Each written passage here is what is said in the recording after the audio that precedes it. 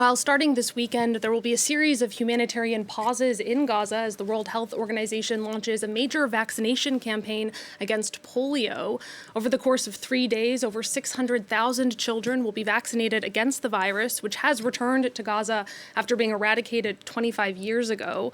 For more on the humanitarian situation in the enclave, I'm pleased to welcome on set Jacob Granger, the humanitarian project coordinator for Doctors Without Borders. Thank you so much for being here. Hello, Alison. Thank you for having me. And I know you just returned from Gaza. Can you talk about kind of exactly when you were there, for how long, and what parts of the enclave you were able to access? Yes, of course. So I've been in Gaza for 6 weeks in total.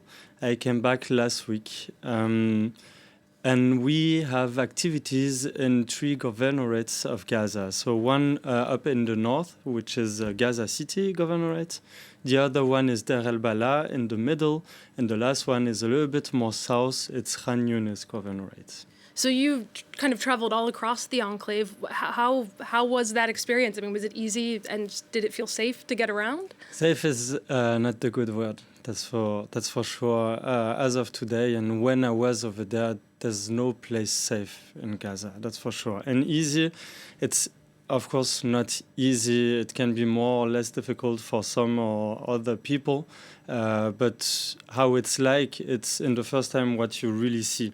It's easy to see that all this infrastructure are destroyed, and it's impressive because before going there, I knew that I saw pictures, I saw videos, but it's not the same when you are inside and you see really the amount of destructed buildings. And then you also have what is kind of easy to see to the people. So it's the first time of my life that I see so many people missing some members, some arms, some legs, and people, I don't know, from both gender, from every age, and so on. So no, it's definitely not easy, and it's something that I needed some time to process it a little bit once I was outside of Gaza. Yeah, it sounds like it was worse than you even expected it to be. It's something intellectually we can see the numbers, and it's quite easy to have these numbers. So as of today, in the so-called humanitarian zone, so quite a little zone in Gaza, I think it's about 11% of the overall territory of Gaza. UN agencies estimate that there are between 1.7 and 1.9 million people. On the overall, before the 7th of October, we are talking about 2.2 million people within the Gaza Strip. So it's overcrowded everywhere. But meaning we are not in the part of the city where you can have buildings and the people can be there, but you are in a part of the city where there are no buildings. It's near the coast, and you see amounts of tents and really people everywhere. And then you can imagine the living condition of this. It's families that had to be displaced because of security reasons several times. So among our Palestinian colleagues, the average would be six times to move because of security reason since the 7th of October. It's huge, and then you don't have the hygiene, the water for this. So one of the huge risks that we have is related to the water. There's not enough water for the people over there. And it's really important that humanitarian action and also the donors and everyone that can helps to get more water over there. Yeah, cholera has been a big concern. Is that something the Doctors Without Borders has been working on? So no, for now, no, because Gaza has been cholera-less since a long time. So hopefully it's not going to be the case. And there's this mass polio vaccination set to take place amid pauses in the fighting. Can you talk a bit about, what the challenges of such a vast campaign are going to be? It's the same challenges that the one we have for every medical action over there. So it's too crowded, it's too difficult to really plan and organize something. It's really dangerous as well. And then you can treat polio, but you have all the rest. And when you take just a rope, you're going to have several problems you need to assess and you need to have an answer for. And so it's not just polio, it's also all the other disease. And then for all, the most important would be the mental health of these people.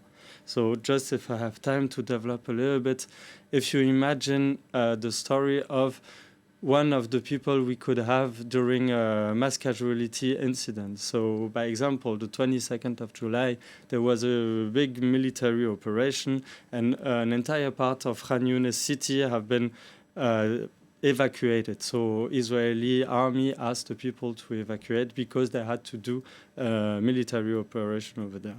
And this day we had what we called a rolling mass casualty incident. The entire day we had cars coming with injured people. In total, it was around 80 deaths inside the hospital and around 250 injured or something like this. This is huge. This is something a hospital in Paris is not able to cope with. And among these people, you have, I don't know, there was this boy losing a leg. And you just imagine the state of mind of this boy, losing his home, his leg, maybe someone of his family, and then waking up and realizing all of this. And every day he's going to be reminded that he lost his leg and he needs some stability and he needs some safety to be able to heal from this. But as for today, and since 11 months, there's no security, there's no safety, there's no stability in Gaza. So it's not possible for him to heal. There are so many horrible stories coming out of Gaza. We're going to have to let you go in a moment, but I did just want to ask, for people that aren't there, the Israeli military and government talks a lot about kind of how impossible it is to separate Hamas militants who hide among civilians. I'm curious, as an aid worker, do you encounter Hamas authorities or fighters, or is that, do you see them at all? Did you have any kind of interaction with them? The definition of Hamas is quite complicated, and as a humanitarian, we have a really simplistic approach. We have an action based on need. So if someone is sick, we are going to heal him. We don't care if he's this one or that one. A sick person needs to be cared of, and that's it. Absolutely. And then finally, Jacob, just any last message that, having been in Gaza yourself, that you want to help people who are outside understand as we watch, the ongoing coverage of this war.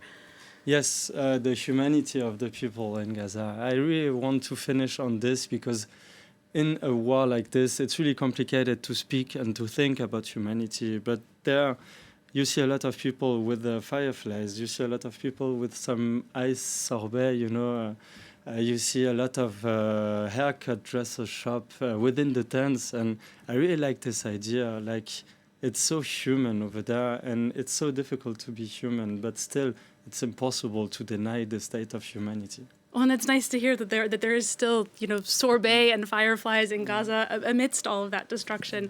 Thank you again so much for joining us. Again, that's Jacob Granger, the humanitarian project coordinator for Doctors Without Borders. He has just returned from Gaza.